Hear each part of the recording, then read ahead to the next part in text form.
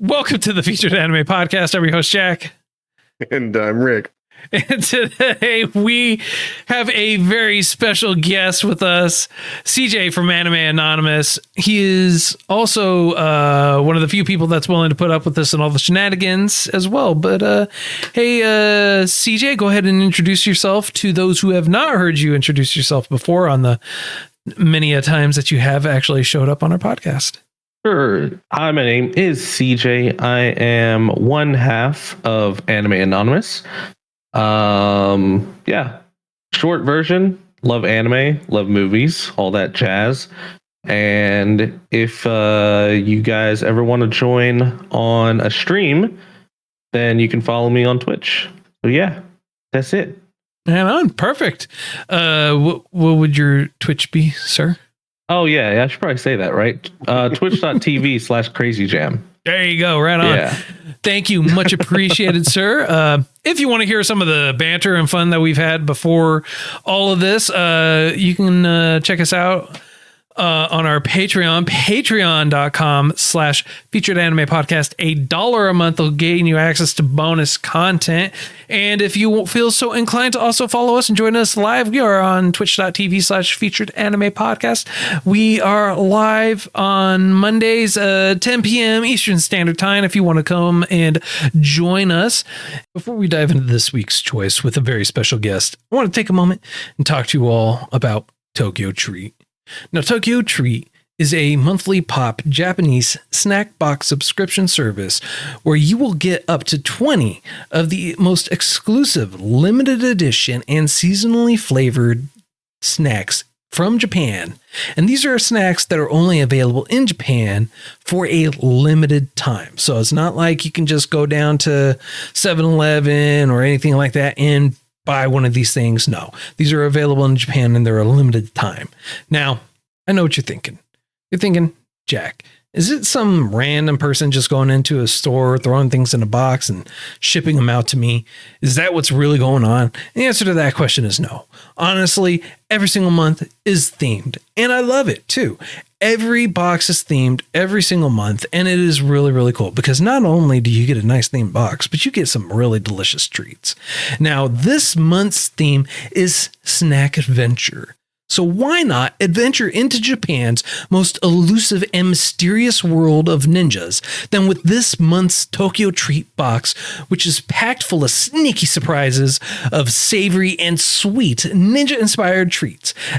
Explore the thrilling history and hidden flavors only found in this month's box, and trust me, you will not be disappointed.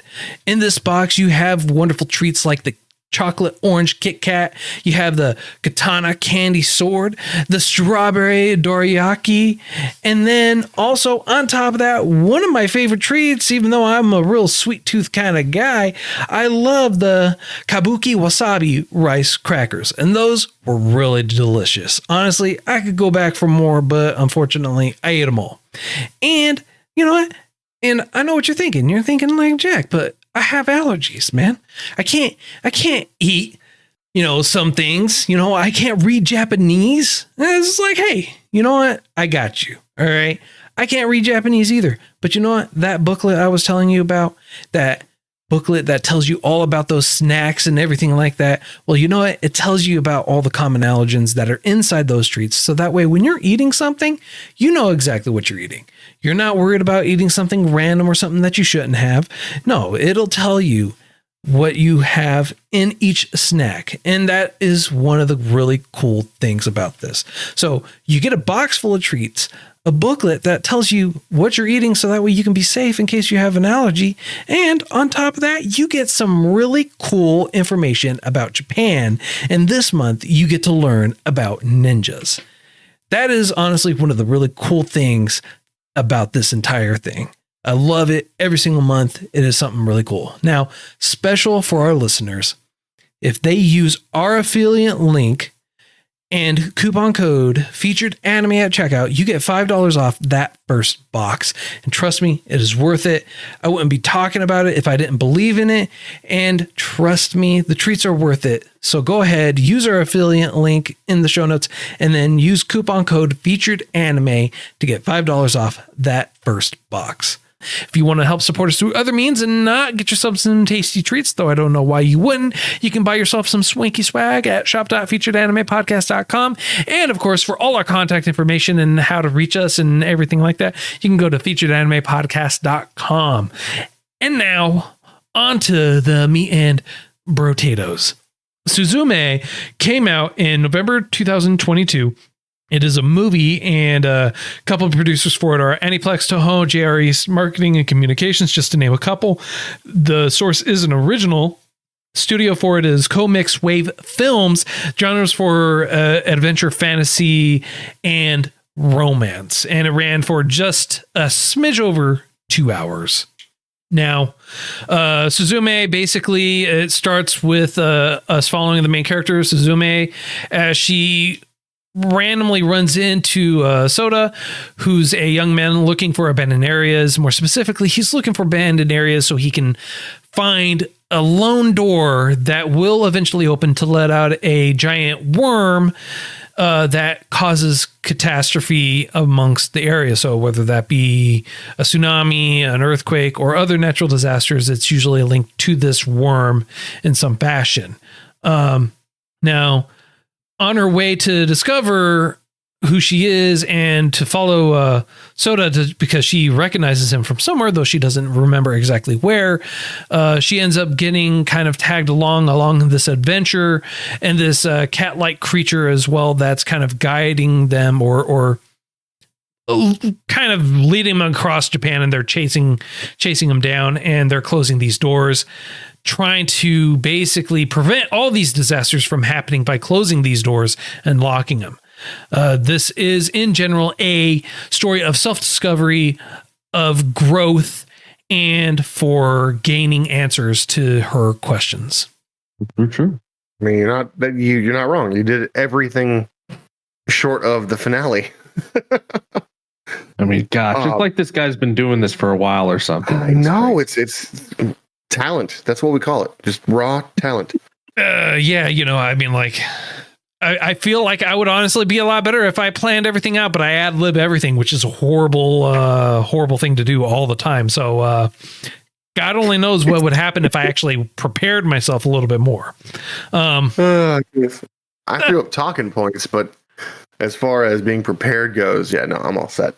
One of the things I thought was really nice, I watched the preview, no, not the preview, trailer, and I was fully expecting kind of a bland show, kind of a bland movie, and thankfully I didn't see that.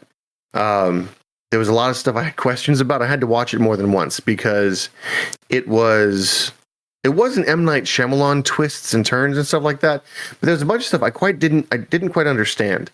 And one of the things was somehow in the plot, this girl was able to find a keystone and pick it up and then remove its ability to be a keystone. Well, no.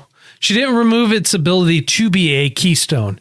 That is not what happened at all. What happened was the keystone passed off the responsibilities of being a keystone onto Sota. So it made him be the keystone. That's what happened. It had nothing to do with her getting rid of it. Okay, so they're not too far off the mark by calling these cats gods, right? Yes and no. There's nothing god-like per se. They are special cats, but it's more so the keystone. Like anything can be a keystone. It's just so happens that it's these two cats. Yeah, okay. And they made Sota into a chair, which turned him into a keystone. I mean, so yeah.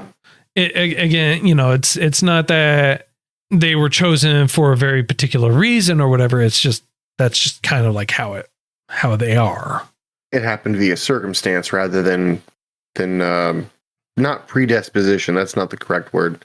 It wasn't planned. It just conveniently happened that way, right? Yes. Okay. Yeah, I was about to say, we don't really get a lot of backstory as to why these two cats were picked. We just know there's two keystones. There's like a north and south, and I use quotes around that because they kind of just move where they're needed. Because in the story, they do say that, I can't remember which one of them was moved because of like how the worm was moving. Okay. But obviously there is something a little special about both cats. Now, is that because they were keystones they became special, or were they chosen to be keystones because they were special? Who knows? They don't really elaborate, but it's just because like Daijin can talk, and obviously like that's not normal. So Yeah. True. Well, one of the things that caught me off guard was they said that the keystone would only be a keystone for a limited amount of time. And when Sota, What? I want to keep saying Sotomayor, but that's not it. The chair dude. Yeah, so just call him Soda. Soda. Okay. The thing is, when Soda's grandpa was told that he was a keystone, he was like, well, he'll be here for at least the next few decades, which kind of threw me.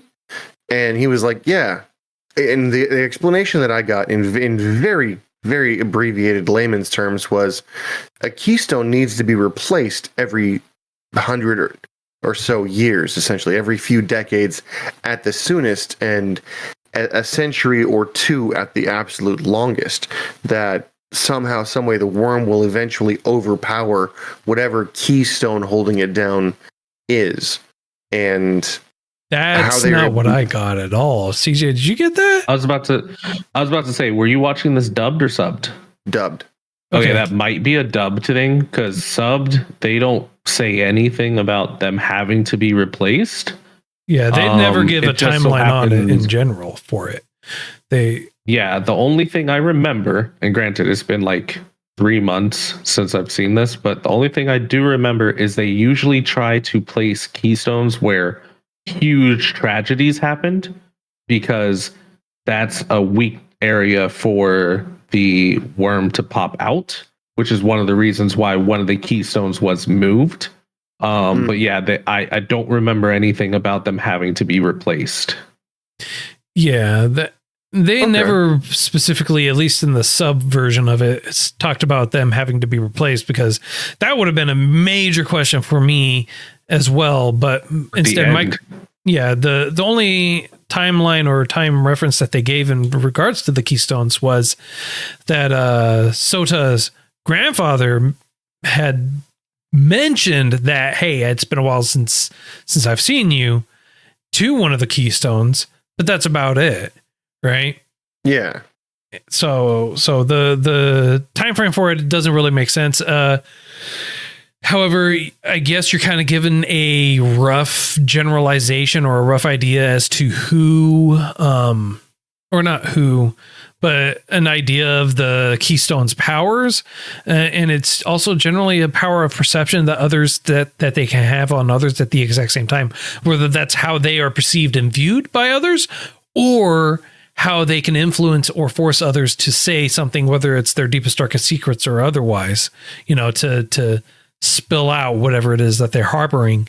And this is kind of elaborated about 3/4 through the movie. But this, by and large, is more so about Suzume trying to help Sota get to Daijin, who was the Keystone. And what's happening is they are going through or going to all these different doors that have been opened due to these catastrophic events, and they are closing them. And Sota is known as a closer. And so his primary purpose is to close these doors and prevent the worm from coming through, causing these natural disasters. But what was this worm to begin with? Was anybody ever said anything? There since the beginning of time underneath Japan, under the island, and its sole purpose is to cause catastrophic events. That's how I understood it. Yeah, that's basically any anything negative that happens or any sort of tragedy is due to the worm. That's how I understood it as well. And I was actually, when Jack and I were talking about this just in messages, I had told him, like, I had researched a little bit of this movie after we had done our episode, and I was kind of annoyed because I found a little bit more of it. But the creator's name, who is escaping me right now, he basically was making this movie to kind of address slash put to rest a lot of people's resentments for the I think it was an earthquake in 2011 that happened in Japan that did a lot of damage, aka took a lot of people's lives. The 9 something, yeah. Yeah, the Tohoku earthquake. Yeah, and so this was his way of kind of addressing it with the movie, and so that was the worm also, like that was a big significance of, like, yeah, the worm is what causes things like this to happen. Okay. I mean, okay. So here's where my curiosity lies. At what point in time would you consider the natural disaster due to a keystone? Or not a keystone. Due to the worm? Because if it's every time, then the closers aren't really doing that good of a job. But if it's only during specific outbreaks, then it's kind of... that makes more sense. Well, I mean, like, to be fair, when you have a finite number of people with so many natural deaths or disasters or abandoned areas, and you have to cover quite a large area, I mean, like, can you say they're not doing a good job? Or can you say they're doing the best they can, given the few people that they have that can actually see these things happening, right? Because that's the other thing, is not everyone can see the worm. Not everyone can see these things happening. Not everyone would be able to see the ever after either, right? So these doors that would open and you could view it when you're viewing through it, you see the ever after. Not everyone sees it. Not everyone would be qualified for it. So I feel like you have to be a very select person or have very special circumstances to which you can see these things. So you either have to be born a part of the lineage for it, or you have to undergo a very catastrophic event that you survived, and also be at the exact same time be linked to one of those doors. Yeah. Also, like, not every tragedy that the worm creates is him busting out of a door. I think it's the grandpa. It might be Soda who says it, but, like, some of them are just the worm moving around underneath the ground and things happen. They're trying to stop, like, the island ending ones. That's their real thing, is like, yeah, if it comes through a door, it's going to destroy this city, this region, etc. So that's the main thing they're trying to stop. They can't stop everything. Okay. Well, I'm kind of curious, though, because part of the chant that they use to kind of seal away the worm again or close these doors essentially was, we who have claimed these rivers and these lakes as ours, return them to you. Like, I'm, again, ad-libbing to save my life at this point. Paraphrasing. But what, in my mind, what kind of power do the closers have to return something that technically was never theirs to begin with? Is it just like a spiritual shaman thing, or? Probably, yeah. Yeah, that would be my guess. Yeah, I think that it's just them channeling the power of someone else. Like, it's not their innate power that they're using. Okay. I think because I think the chant has something about, like, the gods of the land or something. So I think they're using those to help close the door. Yeah. Yeah. And they're also utilizing people's emotions and the spirits that are there, envisioning them as well at the exact same time. Okay. are they visualizing the people of the past to try to rectify that or bring back the happiness, like for lack of a better way to put it, like a Patronus from Harry Potter? Think of the happy things and all the negative stuff will go away. Huh? Okay, in Harry Potter, he does expecto patronum to get rid of the Death Eaters. You think of a happy thought, you expel this energy that exudes happiness and joy, and it basically shoos all the bad creatures away. I think I'm gonna go off of what I'm thinking. I think it's more just like how you see the cats, the yin and yang, right? So they're using positive energy to kind of close out the negative. Because a lot of the times where the worm is popping out of as well is an area that has had loss, aka a lot of negative energy. So they're trying to overwhelm it with, again, the for lack of a better word, good vibes. Okay. But I have a question for y'all. It's something that we kind of do on ours, but I'm shifting it. Usually we say, like, favorite character, least favorite. I want to focus on one character specifically. What did you guys think of Daijin? Like, did you have any shifts with him? Did you like him? Did you dislike him? I took him as a trickster god, kind of, sort of, initially at least, because anything and everything seemed to be neutral chaos, guiding you towards a point in time that was necessary to either save or destroy. Similar to like Jormungandr, the snake that wraps around the earth in Nordic. Yeah, Jormungandr. You're right. Okay. The world serpent. Yeah, the world serpent. So, that's kind of, now that I'm talking about it, kind of reminds me of the worm they're talking about. But essentially, I figured that this cat was fickle at best. It's like, hey, you picked me up, you freed me from being the keystone, so I like you.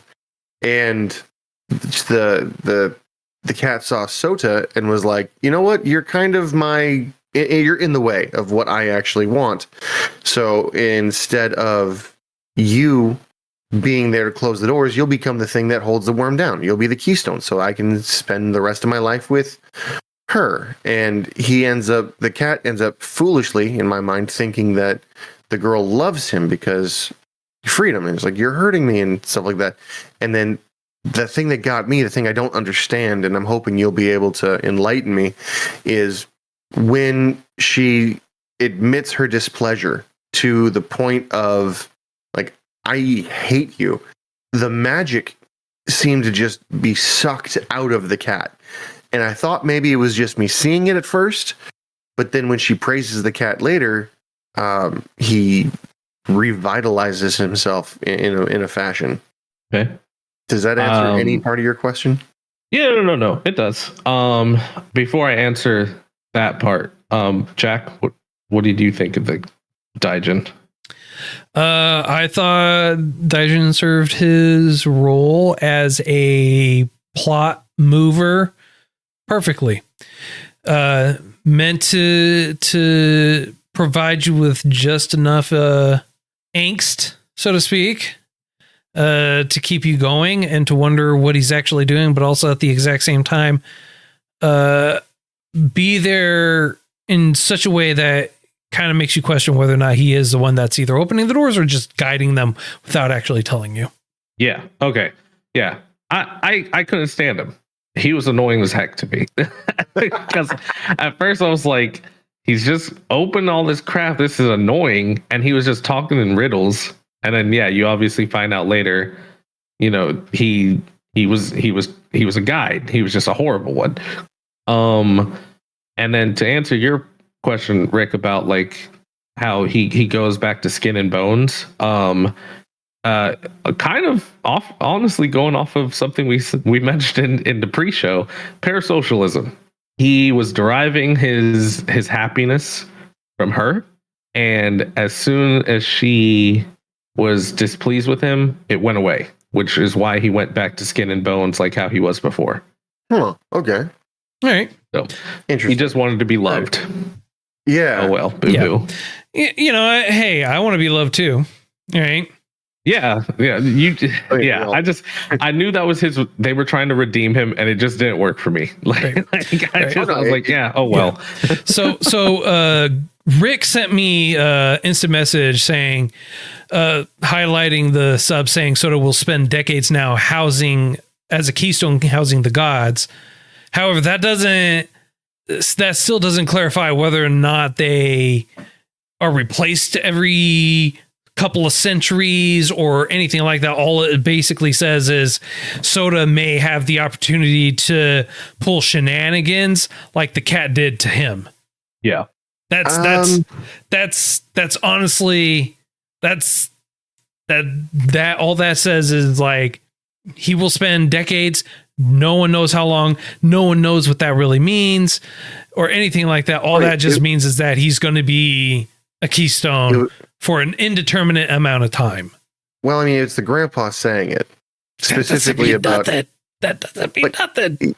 If you take it into the reason I sent that to you is I wanted you to take a look at it and maybe derive something out of it. But I guess that's what you derived out of it. That it's, even though it says Soda will spend decades now as a keystone housing the gods. Right.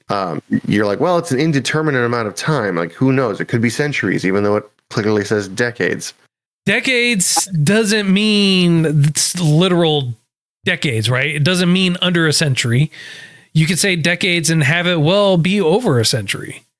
I'm going to play advocate for both of y'all because I could see both. So I definitely believe, because I watched it subbed and there was no mention of that time frame, I'm like, oh, okay, yeah, he just means like that was just his measurement of time that he wanted to use, right? Oh, decades. But if all you watched was the dubbed, I could see the thought of, oh, well, okay, there might be a finite time since he said decades. But yeah, like there's no specific time frame, and who's to say he would ever break free? Because I mean, he was locked in. Like if she didn't come and scream his name like any anime, he would have been frozen for probably the whole time, which just shows to me that apparently cats are stronger than people in this anime. Hell yeah. Because the cats were just moving around willy-nilly as much as they wanted to. Oh, well, to be fair, I mean, like, cats have long since for centuries been worshipped as gods, right? True, so the fact that they would be gods or deities as they would be considered there isn't far from the realm of possibility, right? And so here's the other thing, right? To play advocate or to kind of lend credence towards Rick's idea, right? Where they're going to only be there for a finite amount of time. It would be more so long. It'd be only there for a finite amount of time in terms of his normal human lifespan, the likes of which the Dajin wouldn't have normally, right? So Dajin obviously far removed from the realm of normalcy, right? And could be considered a deity. Okay.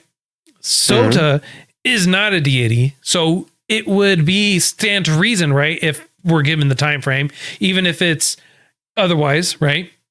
Decades would be the literal meaning of his life because he was like 20, 21, 22, something like that, right? So decades is well within the realm of possibility for his normal human lifespan, to which he would eventually die, and a new keystone at that point would have to take its place, which likely would end up being the cat again becoming the keystone to lock in the worm, right?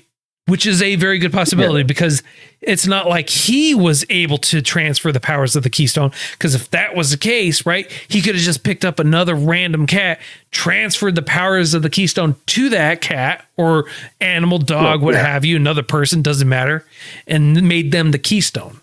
Yep. Yeah, it definitely makes sense. But again, it goes back to the cat being stronger or better as you said, than a regular person, and it would explain why they called them gods of some kind. Although they also called the worm a god too. So, I mean, it makes sense. It's been around for literally like beginning of time. So yeah, it's like a bad god. But yeah. I mean, like, not the good one. There are no good or bad. They simply are. Okay, Yoda. Yeah, right.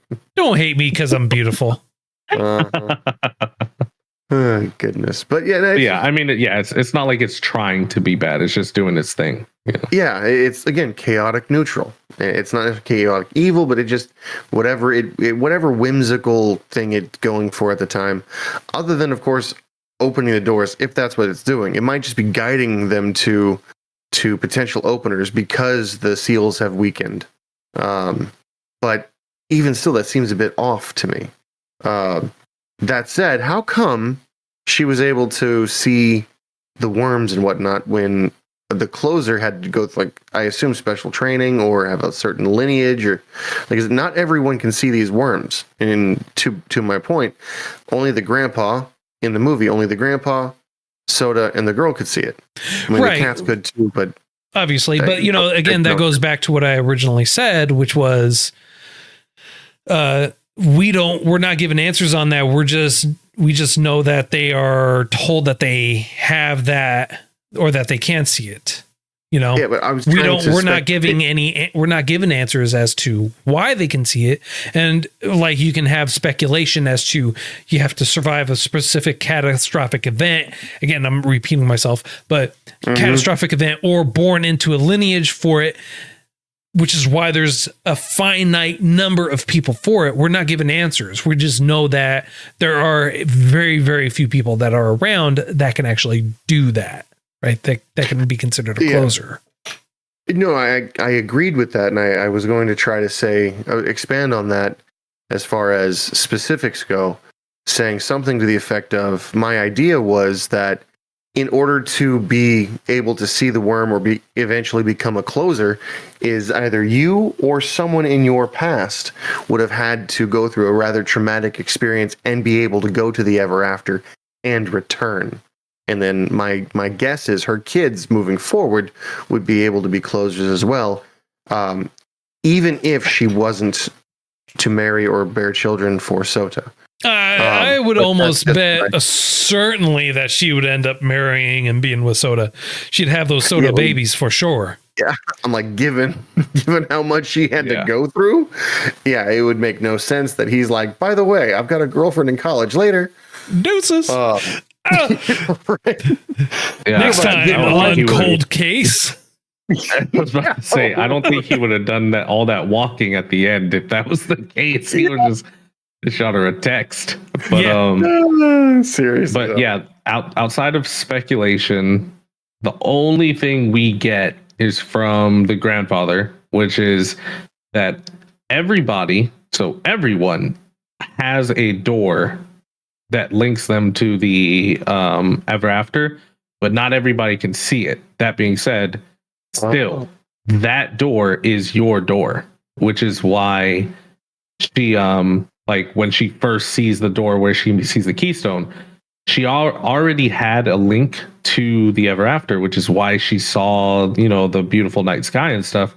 But when she tried to walk through, she couldn't, because she had already had and found her door.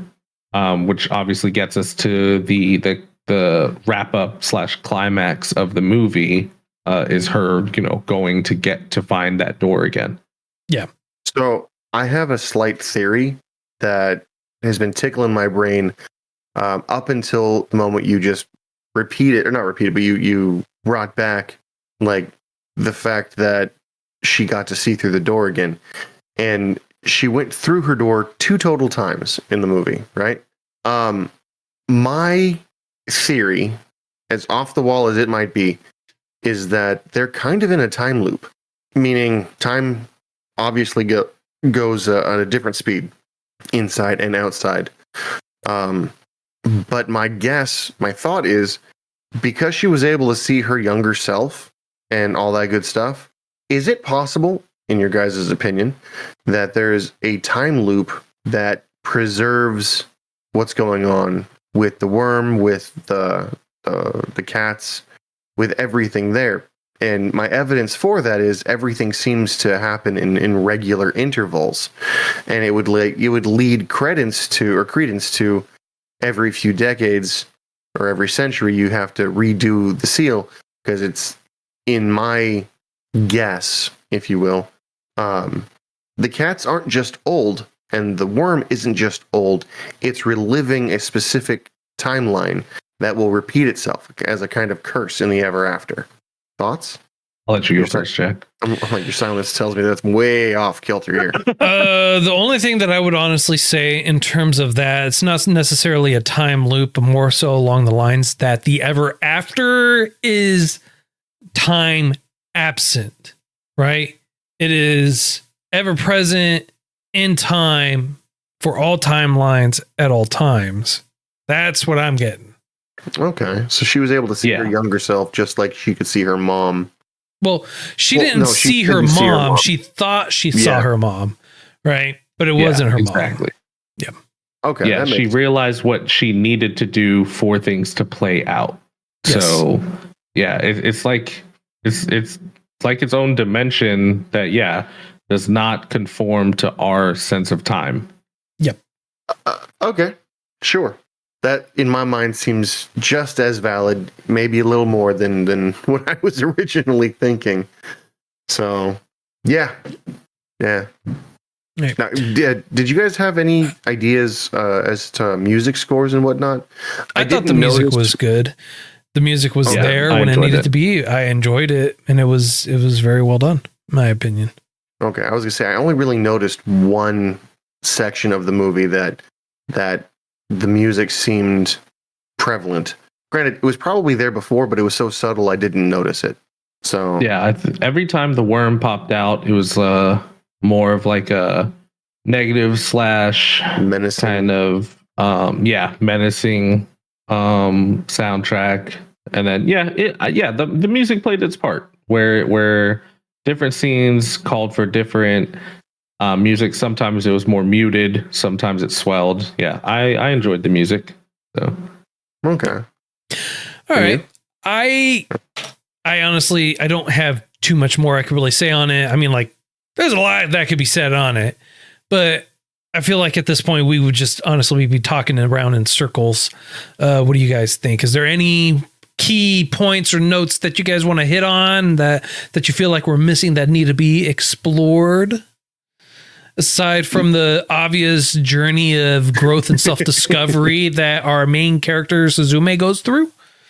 As far as me, not so much as part of the movie, but as I'd like to point out, because we didn't really touch on it, they paid their animators incredibly well. They had to, in my mind, because the graphics, the animation, the style, the pictures, they were breathtaking way more times than they weren't.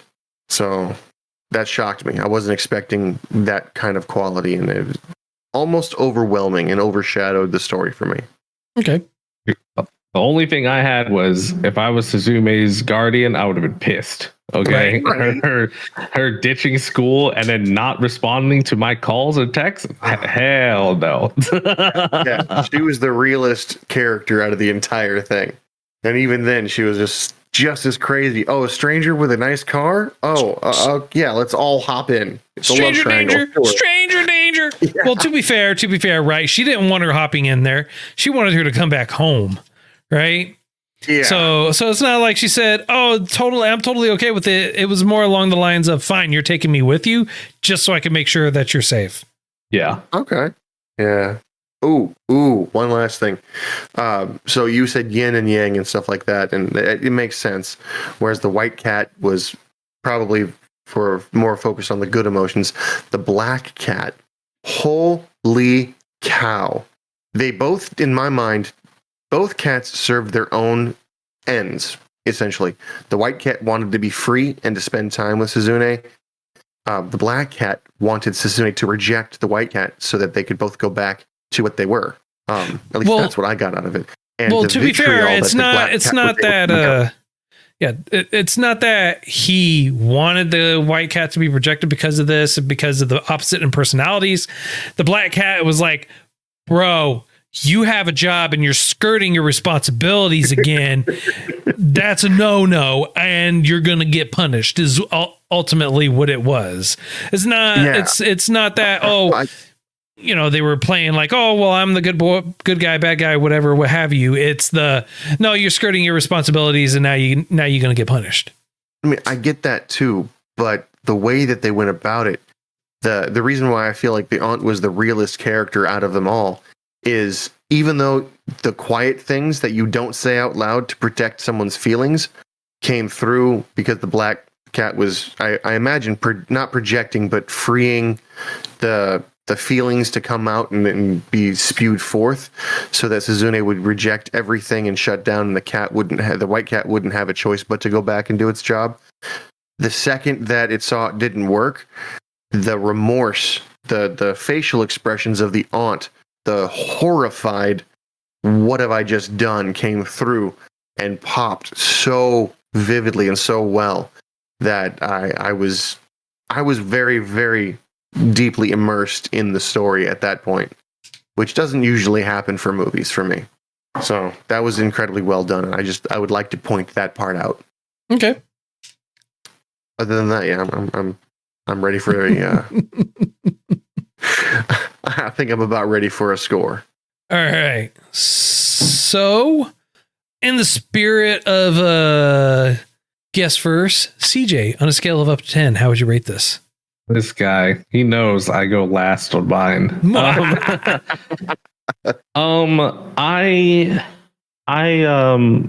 enjoyed it. I think it was good. I unfairly, but kind of fairly, compared this to Your Name when we did it, just on how much I enjoyed the story and everything. I don't think it was anywhere near that for me because that was a perfect 10. But the visuals and the story were like enjoyable. I wasn't a huge fan of Daijin. The story wasn't like anything crazy. It wasn't hard to follow, but it wasn't like super intricate. So I think I would rate it a 7, which is what I rated it on our podcast. But yeah, like it's definitely better than middle of the road. It's not like groundbreaking. I'm not necessarily in a rush to watch it again, but if I had like a friend who wanted to watch it, I'd be like, yeah, sure. Like I'm down because music and visuals were really nice. I just get over Daijin. And also Soda in a way, because like communication goes a long way, man. And there's some severely lacking some communication in here. And the one person who did communicate a lot, the grandpa, he switched up real quick. A couple times, like he was like, "Oh, yeah, that's it. Nothing can be done for Soda. He's got to do this." And then 2 seconds later, okay, well, if you want to save him, here's what you got to do. It's just like, what's going on, dude? Yeah. But yeah, no, a 7 for me. Respectable. All right, Rick, what about you, sir? So, I'm going to do a bit better than a 7. I'm not going to go to a 10 because I can't. There was a few flaws in there that I wasn't too thrilled of, and one of those flaws in my mind was the, as you said, the interactions, the lack of consistency and the lack of reasoning for the consistency switching. I'm gonna have to go with an 8. I would recommend it to somebody. I did watch it multiple times. It's very, very, very engaging in my mind. Because every single time, even though after the first watch through, I knew what was going to happen, it still got me. It still hooked me, and I was still looking for things I missed. And there was a few things I missed on the first go around that I caught. And yeah, the story seemed very genuine, very unique.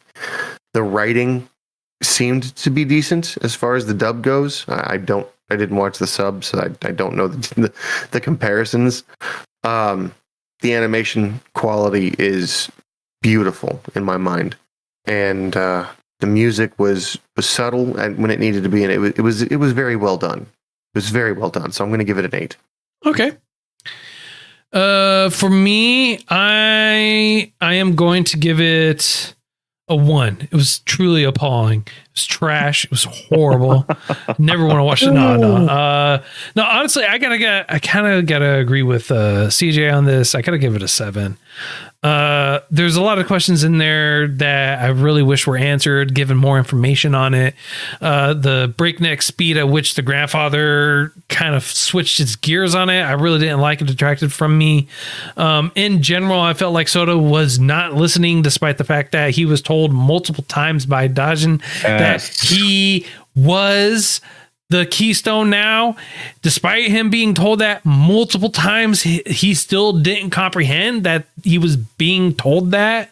The in general poor character development, I feel overall for him, I feel like attributed to that. The lack of information with them dropping a bomb about something major or something that's happening and then not talking about it and then not providing context or more information on it kind of really detracted from it.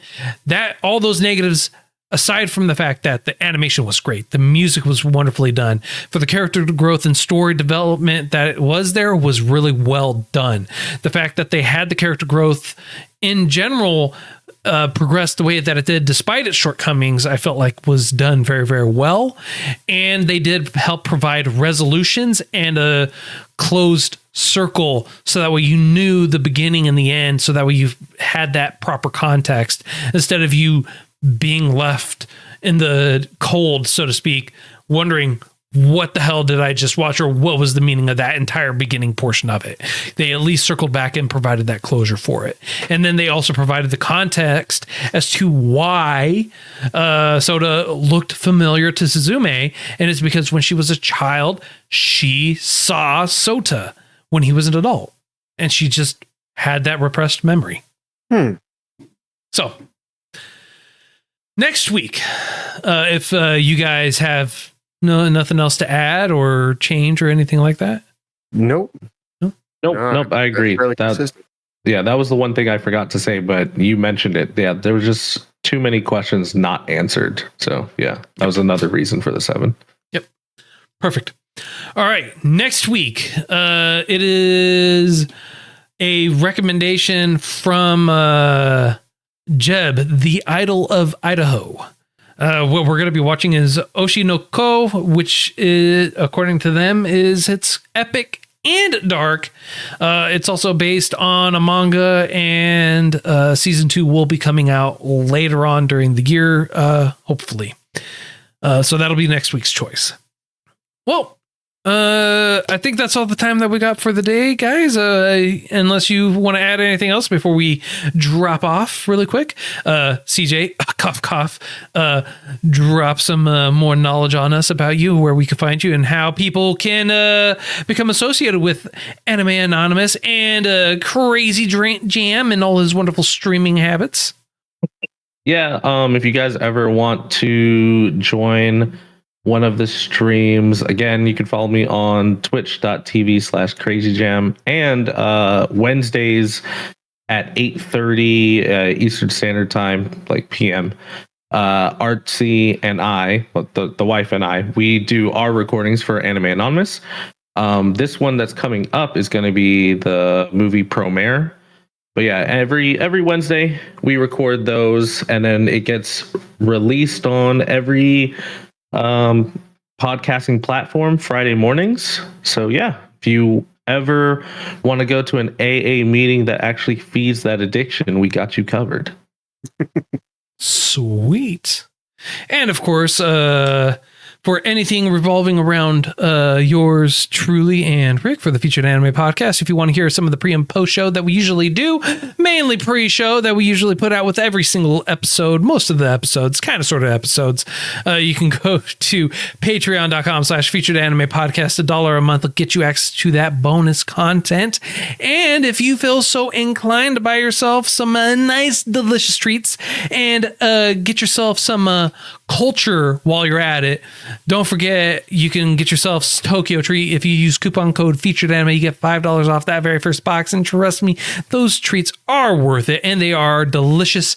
And if you want to help support us through other means, you can go to our shop.featuredanimepodcast.com, buy yourself some swanky swag. And of course, all our information and all that wonderful stuff is available to you in the show notes, as well as on our website, featuredanimepodcast.com. And until next time, I'm Jack. I'm Rick. And I'm CJ. Sorry. and we'll catch you next time. Yeah, see you next time. You're good. You're good. I was sitting here. I was like, do. That's their normal thing. Jeez. You're good, man. Right on. Hey, well, thanks, dude. That's I feel like that was a pretty good stream, pretty good episode. I mean, I feel like the feedback might have been a bit much. I mean, like, we'll figure it out later. I mean, like, it's okay. It's all right. Yeah. It's okay. I was gonna mention it in the show, but I was like, I'll just do it in the quote unquote post show. If y'all remember, when they're having their dinner, and Suzume just plops on down on Sota as a chair. Yeah. Oh yeah. I was like, that's sexual harassment. Yeah, it's a chair. It's an inanimate object. I mean, like, if that leg accidentally went, boop, no one's gonna complain. I figured if you didn't if you thought that was a bit odd in the dub, I don't know if it did it, but in the dub, she's standing on him and he says something and she goes, "Don't worry, you'll like it." I'm like, what? When did this happen? Foot fetishes all over? Yeah. No, I was just like, Artsy and I were just like, where was she sitting? Huh? Is that his face? Oh yeah. Well, I mean, if you remember when he's in the locked up and chained up, I was like, I know, but it's funnier to think it's his face. I mean, it wouldn't be far from the truth. No, I mean, there's a very small chair, so yeah, it is. And she keeps kissing the backboard, so. Well, she only kissed it once. She only kissed it once. All right. Every other. No. She kisses it multiple times. That's how she wakes him up. She was about to kiss him once, and then he woke up, and she got a little flustered about it. Well, twice, right? Yeah. So. Yeah, I was about to say, I remember at least 2 or 3 times because he's like, "What did you do to me?" And she was like, "Nothing." Yeah, and then the last time when they wake up, she kisses and hold him. Yeah. So yeah. Yep. I gotcha. Before they quote unquote break the ice, so to speak. Yeah. No one else is weirded out that he's almost like a full-fledged teacher and she's still in high school. No. Well, she's 17. He's 21. So it's not that crazy. I mean, he's studying to be a teacher. He's not an actual teacher. Them having a student-teacher relationship, honestly, is really not that far-fetched either. Yeah, I was about to say, you look at for instance, now granted, it's more of a joke, but look at one of my favorites, Horimiya. The teacher there is actively saying how much he loves young women. Yeah. So yeah, I mean, that, and a long time ago, I remember, Rick, you and I, we had a discussion about this very particular topic, about the age of consent, at which point people are allowed to be in a romantic relationship, in the age which is acceptable, and it is far younger than here in the U.S. Yeah. Well, I mean, in my mind, a general rule of thumb is divide by 2 plus 7. That'll keep you out of jail. That's too much math. Bro, keep it simple. Don't try to bring math into this. Keep it to realistic facts, not realistic people's facts. Opinions. Facts. All right. I mean, technically, it's facts. Divide by 2 plus 7. If you're 20, the youngest you can legally go would be 17, and that's assuming you've had you were like a family friend or something like that. According to what state law? California state. Yeah, I was about to say there are some states, and it's crazy how much you learn in Insta comments, because I was scrolling through something, and in some state, I think Like you can legally like get married or whatever at like 16, which is crazy to me. Some are, but then also the legal age, regardless of consent, is 18, right? So, again, that rule does not hold true, Rick. I mean, like you have to go with the state's laws, not. Well, it feels good to divide this by 2 plus 7 or whatever it is. And then you can legally, according to what state, depending, right? Because who knows? According to Google, the state of Maine age is 16. And according to Google's, California is 18. So you're already in jail, sir.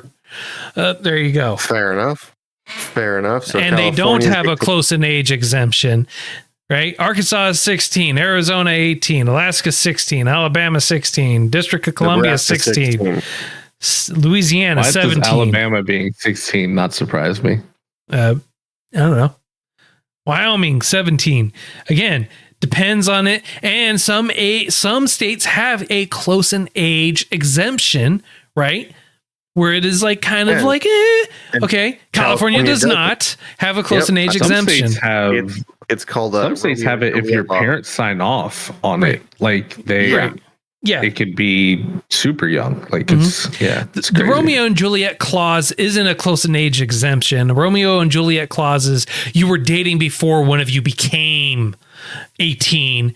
That's the Romeo and Juliet clause. Yeah, that's what you're referring to. No more than 3 years older, and at least 14 years of age. So, again, depends on the state. Depends on the circumstance. True. Depends. Yeah, depends, there's a lot of. There is no stuff. Yeah. There is no. There's no blanket statement. Right. There is no general rule of thumb. If you divide by 2 and add 7, you're okay. You're going to be safe. No. That's what I was told growing up. That's what I went with. Granted, I'm far older than 20, so it's never really been an issue for me. Right. But no, that comment that they told you about is how to not be creepy in terms of people that are quote unquote socially acceptable in dating age range. That's what it was. Yeah, and it also changes with time, right? Exactly. Like time frame. People got married with huge age gaps back in the day, young back in the day. You know, it's just arranged marriages and all that stuff, which are still practiced in certain areas. Yeah. But like my last thing, because I know it's late for you for sure, Rick. Yeah. Is I scroll through TikTok every now and then. I actually find myself scrolling on Insta more than I do TikTok, which is hilarious to me. But there's this one creator, Tony something, like Stavochi or something, and it's like he's like talking to his grandma. It's like, "Hey, grandma, how did you and grandpa meet?" He's like, "Oh, such a romantic story." Like, "Oh, really?" He's like, "Yeah. Your grandpa kidnapped me." It's like, wait, what? I was like, yeah, my dad and mom just really didn't want me to be with him, so he kidnapped me. He's like, what? So what did your parents think about that, grandma? She's like, I don't know. I never saw them after that. Oh no. He said, Grandma, you're a victim. There's still wanted signs, and she's on some kind of milk carton with a computer generated age up. Oh, that would crack me up, man. It was hilarious. It's like because he just went off the deep end with it. Because like, yeah, how certain people met back in the day is just crazy to this generation. But like he just went full bore. Oh yeah. You're a victim. That kills me. Oh man. Oh, dude. Yeah. Although you're gonna like this. Well, you might like this. There was at one point in time there was a law in Texas that stated that a married woman under the age of 21 can purchase and consume alcohol, whereas her husband, who is not of the age of 21, is not allowed to. Makes sense. Yeah. just get married just so that your wife can go get you beer. Hey, hon, I need you to go grab beer. We're having another seniors party. Yeah. Not senior citizens. We're still in school. Come on now. Yeah. Oh man. All right, guys. It was fun. It was a good time. I appreciate you, man. Thanks for joining us, sir. Take it easy, and hope you guys have a great night. And catch you all later. Yep. Later. See ya.